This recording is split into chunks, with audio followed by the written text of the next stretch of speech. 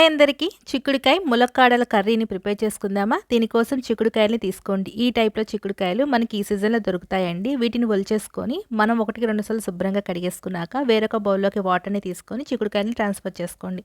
Stove వెలిగించుకొని stove మీద పెట్టేసుకొని చిక్కుడుకాయలు పూర్తిగా ఉడికించేసుకోండి.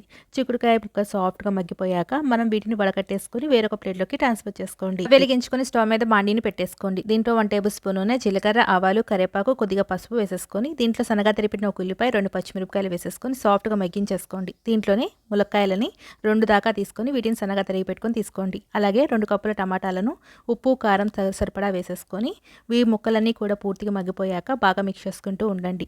దీంట్లోనే మనం కొద్దిగా అల్లం వెల్లుల్లి పేస్ట్, అలాగే మనం పెట్టుకున్న చిక్కుడుకాయలని వేసేసుకొని దీంట్లో కొద్దిగా వాటర్ని యాడ్ చేసుకోండి. ఇప్పుడు మూత పెట్టేసి ఈ ములక్కాయలన్నీ పూర్తిగా మగ్గిపోయే వరకు బాగా మిక్స్ చేసుకుంటూ ఉండండి. దీంట్లో ఫైనల్గా కొద్దిగా కొత్తిమీర వేసేసుకొని మిక్స్ చేసేసుకొని స్టవ్ ఆఫ్ చేసేసుకోండి. ఎంతో టేస్టీగా ఉండే ములక్కాయ కర్రీ రెడీ.